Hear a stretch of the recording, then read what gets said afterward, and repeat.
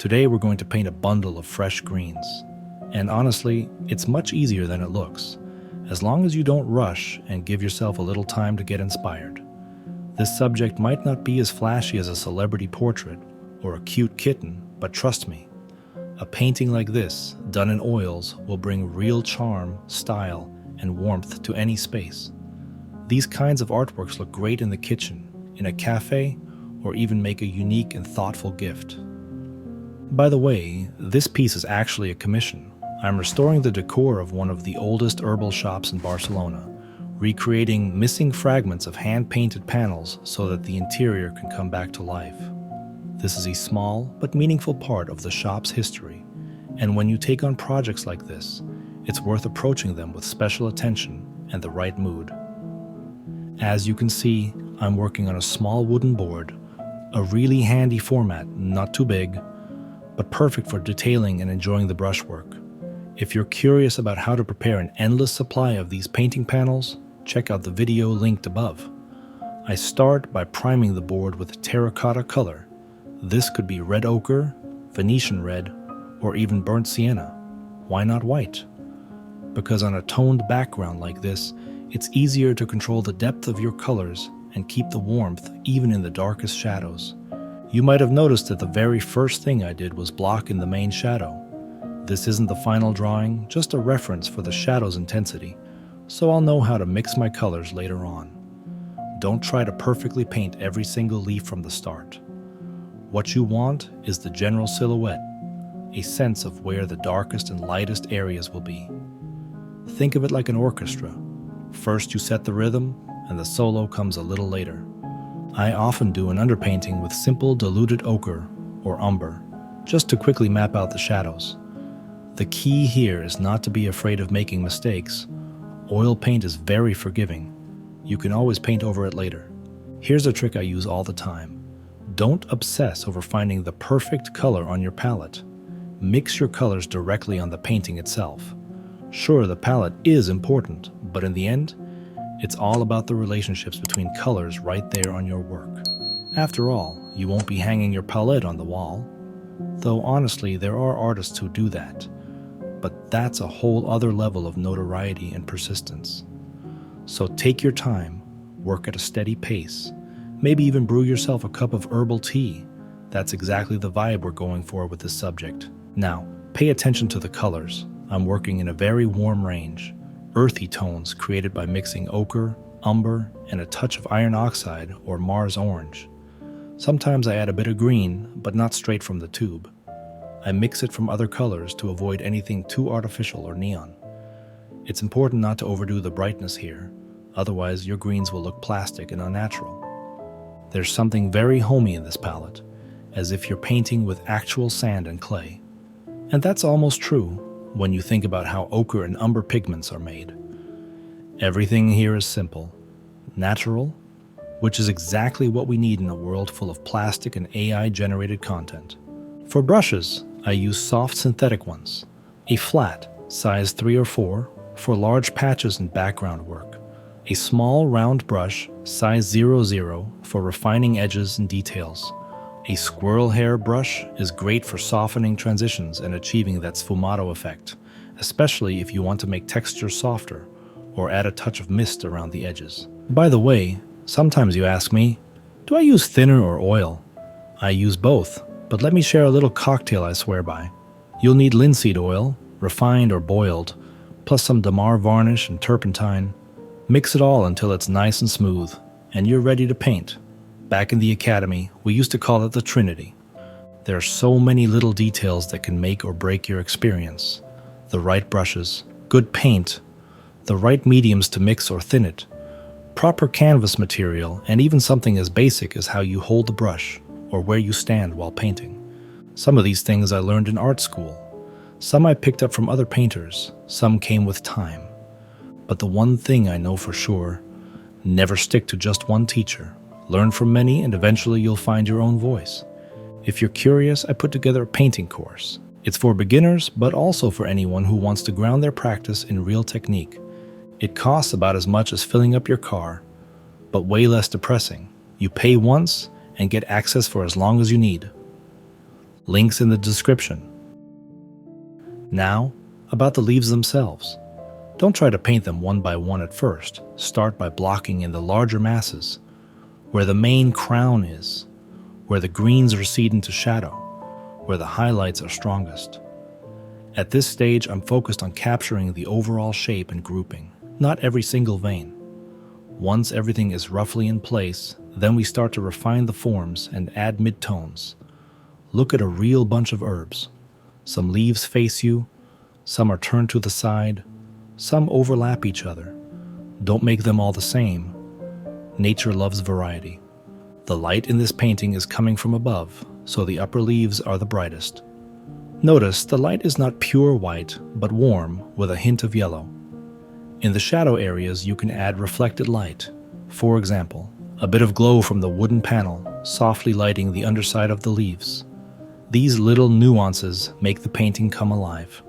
It may seem like a simple painting, especially in our era of instant digital art and effects, but hand-painted work always carries the imprint of your personality, your moment in time, and your mood.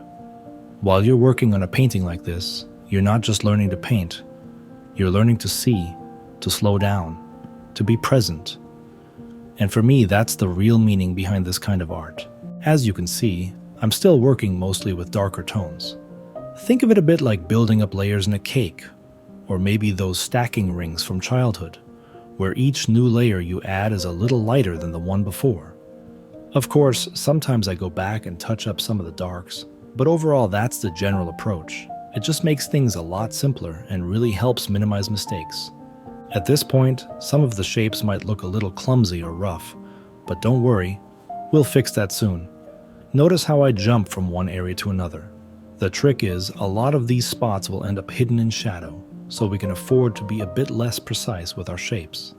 In shadow, things aren't as sharply defined, and our brains naturally fill in the gaps. So yes, sometimes fewer details actually makes the painting look more natural and painterly. Now we're going to use some retouching varnish. You can use any artist's varnish you have on hand. The idea is just to revive those dry paint layers so you can really see the true colors again. Take a soft brush and quickly go over the surface. No need to rub or press too hard, just a gentle pass is enough. Pretty soon, we'll start adding lighter colors, and now we can do it in a thicker, more textured way. And while you're watching and soaking in the painting process, maybe even on a subconscious level, let me tell you a little story. Honestly, I have this feeling I've told it before, or maybe not. I honestly can't remember. If you've already heard this one, leave a comment that says, "Alex, take your magnesium," and I'll know I just forgot. So, this goes back to when I was running a lot of painting classes. Kind of art therapy for everyone from 8 to 80 years old, that sort of thing. After those classes, I'd end up with a ton of leftover paint on the students' palettes, especially from the kids. You know how kids are. They want to paint one tiny red flower in a field, and they squeeze out half a tube of paint onto the palette, totally hypnotized by how the color comes out. Anyway, it always felt like such a waste to throw away all that paint, so I grabbed a separate canvas and just started wiping all the leftover colors onto it. Totally random, not careful at all, just a quick compromise so I wouldn't have to throw perfectly good paint into the trash. Over a couple of months, this canvas turned into something pretty interesting, so just for fun, I decided to put it up for sale. Nobody bought it, and I was like, well, obviously, who did you think was going to buy that, Alex? Then, one evening, I took a look at the painting and decided it was terrible, so I started painting over it, adding more details, a lot of new brushwork, and started shaping it into a still life with pictures. Yeah, I went through a phase where every painting ended up being about pictures. Don't ask. In the middle of working, I decided to take a break and zone out on my phone. Suddenly, ping! Oh, you have a new sale. I'm thinking, nice. Someone just earned themselves some ice cream tonight. I open the message and bam! It's that painting, the one I just spent the last half hour repainting. I'm in shock. My imaginary girlfriend is in shock. Even the painting is in shock. The only ones who aren't surprised are my aquarium fish. But that's pretty much their default state, I guess. So, I write to the buyer and tell them, hey, I just had this sudden burst of inspiration, so your painting looks a little different now. The buyer replies right away, "Oh, I like it this way too. I'll take it," and was totally happy with the new version. Afterwards, I sat there wondering what I was even doing. Out of insecurity, I'd stressed myself out, wasted energy, and who knows? Maybe the buyer agreed out of politeness, but deep down wanted the original version. So, sometimes the perfect really is the enemy of the good. Sometimes you just have to let go of trying to be ideal all the time. There's your art therapy tip for today. Just allow yourself to be for an hour. You don't always have to prove something to someone or chase being better. It's exhausting, and most of the time, it's not even necessary. And since we're talking about museums, let me give you a bit of insider art world therapy.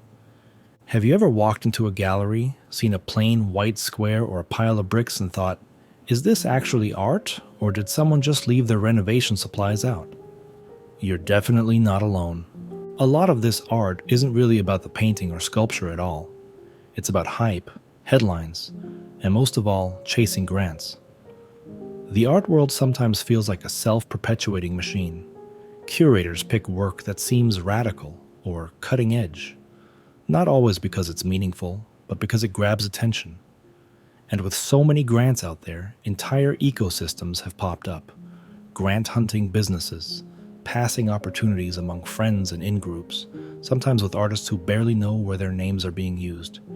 It all starts to look a bit like the dot-com bubble, where the product isn't the art, but the story that sells the grant. So next time you see something baffling in a museum, don't feel bad for thinking, is this for real? Most of us have had that thought, even people deep in the art world. Now, from an artistic perspective, I don't mean to dismiss anyone's creativity. Experimenting is important, and everyone has to start somewhere. But let's be honest, a pile of bricks or a single color canvas is often more an imitation of art, an idea in a costume, rather than something truly felt or crafted. Of course, there are always defenders, but in my experience, it's rarely because they're moved by the work itself. More often, it's about not wanting to look old-fashioned, or about following trends, or sometimes even about the fear that making something real takes more than just a bold idea. It's a bit like music. You don't have to be a virtuoso. Some of the greatest songs use only 2 or 3 chords, but you do have to know those chords. Just banging on the keys doesn't make you a musician, and owning paints doesn't make you an artist. The same goes for chefs or tailors. Tools matter, but it's the hours of practice, the curiosity, and the patience that count. And just to be clear, beginners have every right to be beginners, to show their work, to sell, to learn in public. The art world should have room for every stage, but it's not helpful for anyone to jump up on a table, pound their chest, and shout, "I'm the king of art and everyone else just doesn't get it." Because let's be honest, sometimes the emperor really does have no clothes. Real confidence isn't about being loudest in the room. Real art, even if it's simple, leaves a mark you can feel, even if you can't explain why. And here's a little secret. Sometimes the loudest champions of weird or difficult art aren't moved by it either. It's just easier to say, "You don't understand," than to quietly wonder if maybe sometimes the emperor really is naked. So don't let anyone make you feel less artistic just because you care about meaning, beauty, or honest work. True creativity is a blend of skill and vision, sometimes messy, always personal, and never just about impressing the crowd.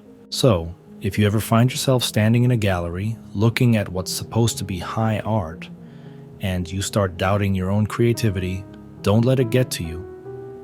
Sometimes all that groundbreaking art is just a bubble, a clever story, or a trend that'll fade. You might actually be the most talented artist in the whole room and not even know it yet. That's really what I'm trying to say with all this.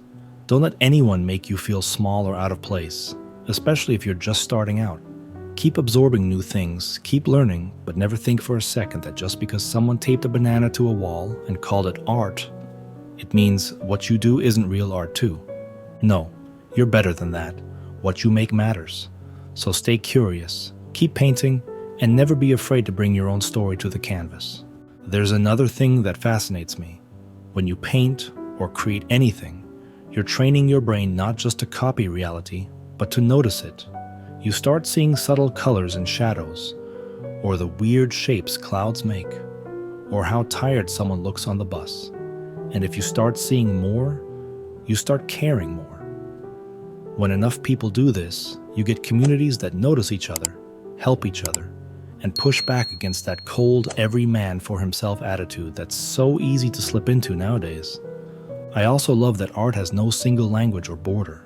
You can connect with someone from across the world through a single image, even if you share nothing else in common. I've had people message me from places I've never been, just because something I painted reminded them of home, or of someone they lost, or just made them feel something for a moment. That's not about ego. It's about the fact that creativity kind of leaks out into the world and makes tiny bridges between us.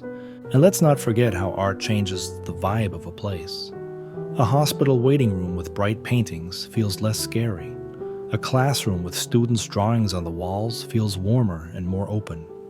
Even in workplaces, when there's something handmade or creative on display, people relax a little and conversations get easier. It's small stuff, but it adds up. Some people might say, well, that's all nice, but what's the practical point? But if you look at any community that's going through tough times, war, crisis, migration, even economic stress, the moment people can draw, sing, write, or build something, you see them start to recover, to dream again. Art is like society's immune system. It heals, it helps us process pain, and sometimes it even gives us the courage to imagine something better than what we see in the news. I think if you want to make a real impact, you don't always need to have a huge audience or a big platform. Sometimes just painting quietly at home or sharing your work with a few friends starts a ripple. Someone sees what you made and decides to try something themselves. Someone walks by your painting in a cafe and suddenly their day changes a little. Over time, those ripples matter. They're what make a place feel like home, make people feel seen, and, if we're lucky, help us become a bit kinder to each other. So, thanks for sticking with me and for being part of this little community. Whether you paint, write, sing, or just enjoy looking at something new, you're adding something good to the world.